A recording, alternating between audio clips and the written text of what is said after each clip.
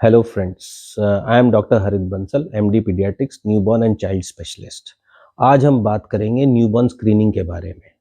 Newborn screening एक test होता है बच्चे के पैदा होने के बाद 48 से 96 घंटे के अंदर हम कर सकते हैं इनके अंदर। न्यूबॉर्न स्क्रीनिंग हमें क्यों करनी चाहिए कि हमें कुछ-कुछ बीमारियों के बारे में पहले पता चल सकता है बच्चों का। अगर हम उसको स्क्रीन कर लें तो उसके हिसाब से हम आगे बढ़ सकते हैं बच्चों की हेल्थ को मद्देनज़र रखते हुए।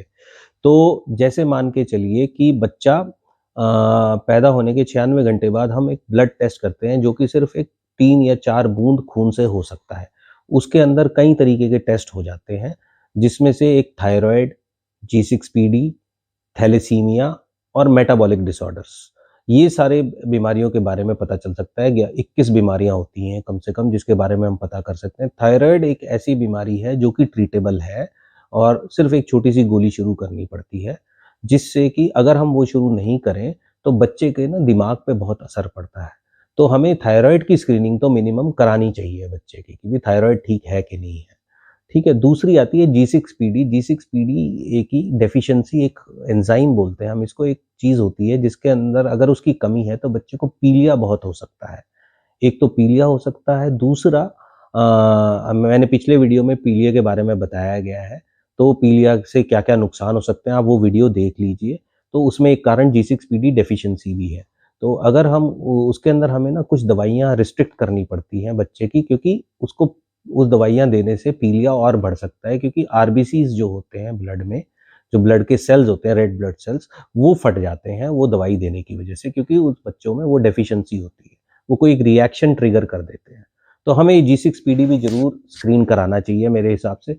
और ये जो हार्मोनल प्रॉब्लम्स होती है, कुछ हार्मोन्स या कुछ मेटाबॉलिक डिसऑर्डर्स जिसे हम कहते हैं, वो हमें पहले पता चल जाता है। हमें कुछ खाने में उसको रोकना है या नहीं रोकना है, कुछ चीज़ों से वो ट्रिगर कर सकती हैं, मतलब बीमारी ट्रिगर हो सकती है। तो वो भी हमें जानकारी आजकल हमारी एडवांस टेक्नीक से, बड़े रिसर्च वर्क से हमें पहले पता चलने लग गई हैं। तो हमें अब इंडिया में भी वो सारी चीज़ें अवेलेबल हैं, तो हमें मेरे हिसाब से उन सब का फ़ायदा लेना चाहिए।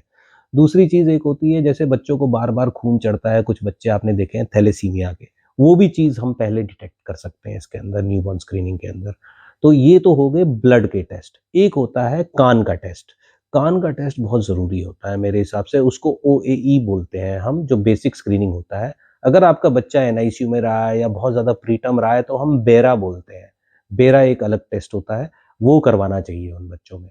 तो अगर ओएई, और ये तो बेसिक सा टेस्ट है जिससे हमें ये पता चलता है बच्चे की सुनने की शक्ति ठीक है। नहीं तो क्या होता है, अगर हमें बाद में पता चलता है, लेट पता चलता है, तो बच्चा जब बोलना कम करता है, मेरे पास बच्चे कई बार आ जाते हैं कि भी बोल नहीं रहा बच्चा। तो बाद में जब मैं देखता हूँ तो मेरे को पता चलता है कि वो सुन भी नहीं सकता और पेरेंट्स को रियलाइज़ ही नहीं होता।